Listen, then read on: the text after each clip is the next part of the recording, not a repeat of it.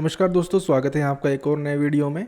इस वीडियो में हम लोग बात करने वाले हैं मेटा एड्स की जो अपडेट्स होते हैं। अभी कौन से अपडेट्स आए हैं मेटा एड्स में और क्या उसका इम्पैक्ट गिरेगा आपके एडवर्टाइजिंग स्ट्रैटेजीज़ के ऊपर। तो इस बारे में हम लोग डिस्कस करने वाले हैं और सीखेंगे कौन से नए अपडेट्स हैं जो आपको जानने बहुत ज़रूरी है। क्या आपने सुना है कि मेटा ने एग्रीगेटेड इवेंट मेजरमेंट या AEM को रिमूव कर दिया है? अगर नहीं सुना है तो आज का वीडियो आपके लिए है। आज हम लोग डिस्कस करने वाले हैं या सीखने वाले हैं AEM क्या था, एग्रीगेटेड इवेंट मेजरमेंट क्या था और क्यों हटाया गया उसको। ये चेंजेस आपके एड्स कैंपेन्स को कैसे इम्पैक्ट करेंगे या अफेक्ट करेंगे और आपको अभी क्या करना चाहिए।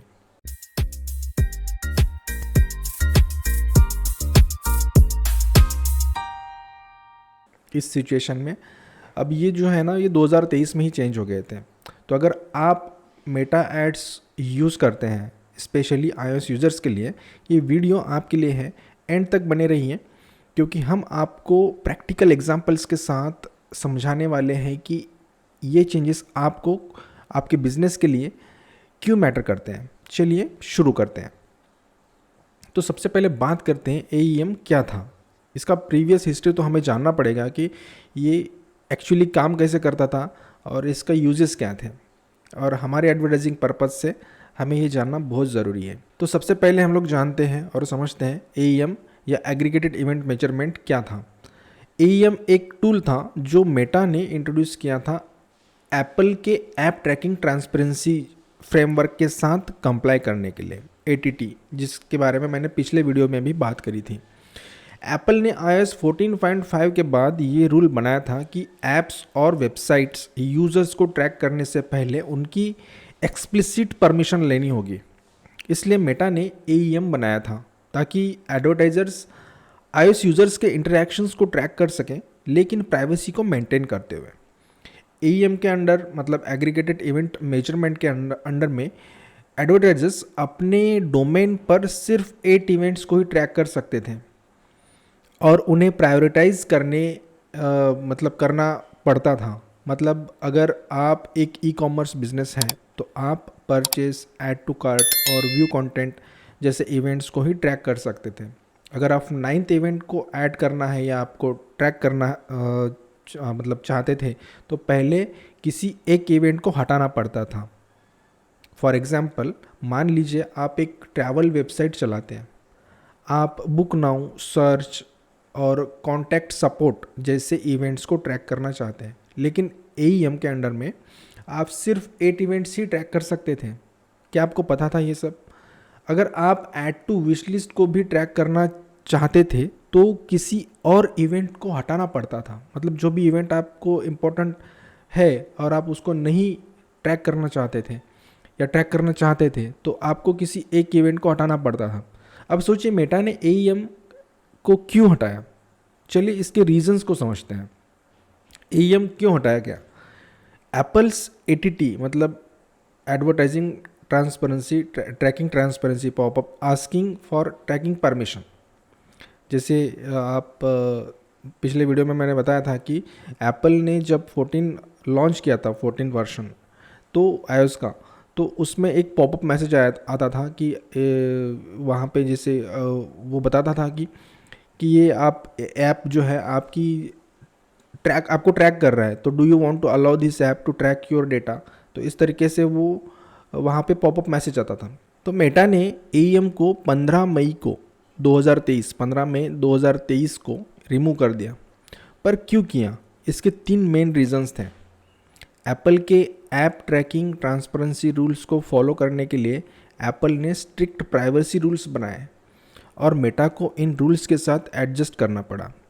एग्रीगेटेड इवेंट मेजरमेंट एक वर्क अराउंड था, लेकिन अब मेटा ने इसे हटाकर एप्पल के गाइडलाइंस को बेटर फॉलो करने का फैसला किया। iOS यूज़र्स को बेटर ट्रैक करने के लिए AEM के अंडर में सिर्फ 8 इवेंट्स ही ट्रैक किए जा सकते थे। अब एडवर्टाइजर्स ज़्यादा इवेंट ट्रैक कर सकते हैं, जिससे उन्हें यूज़र बिहेवियर का बेटर आइडिया मिलेगा।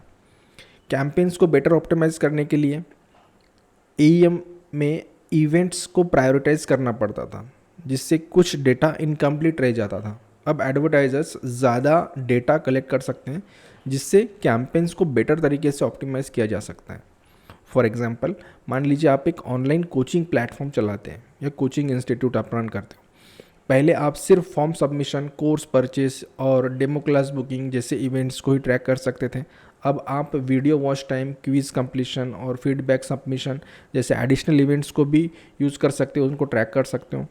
इससे आपको पता चलेगा कि यूज़र्स कैसे इंटरेक्ट कर रहे हैं और आप अपने कैंपेन्स को कैसे इम्प्रूव कर सकते हो। तो क्या अभी क्या क्या चेंजेस आए हैं मेटा में, अभी क्या क्या चेंजेस आए हैं, क्या अपडेट्स आए। मेटा इवेंट्स मैनेजर डैशबोर्ड्स में आपको दिखेगा कि अभी डोमेन वेरिफिकेशन प्रोसेस जो होता था पहले, वो अभी स्किप, मतलब ऑप्शनल है, वो कर भी सकते हो, नहीं किया तो भी कोई प्रॉब्लम नहीं। डोमेन वेरिफिकेशन अब हम डिस्कस करेंगे एईएम के रिमूवल के बाद क्या क्या चेंजेस आए हैं। एडवर्टाइजर्स अब 8 से ज़्यादा इवेंट्स टैग कर सकते हैं, जैसे मैंने बताया था। पहले सिर्फ 8 इवेंट्स टैग किए जा सकते थे, अब आप अनलिमिटेड इवेंट ट्रैक कर सकते हो। मतलब आपकी ट्रैकिंग कैपेबिलिटीज़ अब ज़्यादा कॉम्प्रिहेंसिव हो गई है। डोमेन वेरिफिकेशन अब ऑप्शनल है, जैसे मैंने बताया। पहले डोमेन वेरीफाई करना ज़रूरी था इवेंट ट्रैकिंग के लिए, अब आप बिना डोमेन वेरीफाई किए भी इवेंट्स ट्रैक कर सकते हो। लेकिन मेटा अभी भी रिकमेंड करता है कि आप अपना डोमेन वेरीफाई करें ताकि आप अपने लिंक्स का ओनरशिप कंट्रोल कर सकें। देन कन्वर्जन डोमेन सिलेक्ट करने के लिए कन्वर्जन डोमेन सिलेक्ट करने की ज़रूरत नहीं है। पहले हर कैंपेन के लिए एक कन्वर्जन डोमेन सिलेक्ट करना पड़ता था, अब ये स्टेप रिमूव हो गया है, जिससे कैंपेन सेटअप और ज़्यादा सिंपल हो गया है। Aggregated event measurement tab Meta events manager से ही हट गया है, अब वो दिखता ही नहीं। एईएम का डेडिकेटेड टैब अब इवेंट्स मैनेजर में मतलब अभी नहीं, बिल्कुल नहीं दिखेगा। इससे इंटरफेस और ज़्यादा क्लीन हो गया। फॉर एग्जांपल, मान लीजिए आप एक फैशन ई कॉमर्स स्टोर चलाते हैं।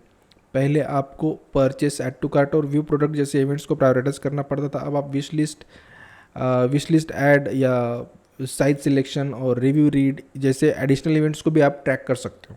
इससे आपको पता चलेगा कि यूज़र्स कैसे इंटरेक्ट कर रहे हैं और आप अपने कैंपेन्स को कैसे इम्प्रूव कर सकते हो। अब सवाल ये है कि ये चेंजेस एडवर्टाइजर्स को मतलब एडवर्टाइजर्स के लिए क्या मतलब रखते हैं। एडवर्टाइजर्स ज़्यादा इवेंट ट्रैक कर सकते हैं, अब आप ज़्यादा इवेंट्स ट्रैक कर सकते हैं, जिससे आपके यूज़र्स बिहेवियर का बेटर अंडरस्टैंडिंग मिलेगा। कैंपेन्स को बेटर ऑप्टिमाइज़ कर सकते हैं। ज़्यादा डेटा का मतलब है बेटर टारगेटिंग, बेटर रीटारगेटिंग और बेटर कैंपेन ऑप्टिमाइजेशन।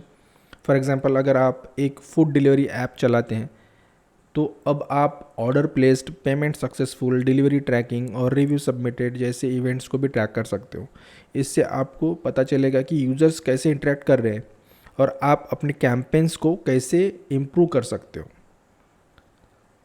एक और बात जो है जाननी ज़रूरी है, मेटा अभी भी रिकमेंड करता है कि आप अपना डोमेन वेरीफाई करें, क्योंकि डोमेन वेरिफिकेशन से आप अपने लिंक्स का ओनरशिप कंट्रोल कर सकते हो और आप अपने ब्रांड को प्रोटेक्ट कर सकते हो। फॉर एग्जांपल, अगर आपका डोमेन वेरीफाई नहीं है तो कोई और आपके डोमेन का यूज़ करके एड्स चला सकता है।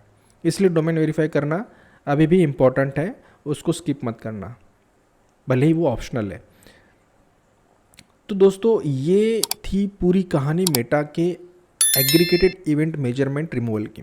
उम्मीद है कि आपको ये वीडियो समझ में आया होगा और मैंने आपको ये वीडियो समझाने में मतलब जो भी बताया मैंने आपको, उससे मदद मिली होगी।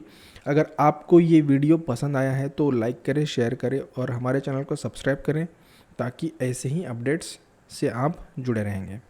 अगर आपको कोई सवाल है, आपका कोई सवाल है या आप अपना एक्सपीरियंस शेयर करना चाहते हैं तो कमेंट सेक्शन में ज़रूर बताइए, हम आपकी हेल्प करने के लिए हमेशा तैयार हैं। फिर मिलेंगे एक नए वीडियो में, तब तक के लिए happy advertising, keep learning, keep growing. Thanks for watching.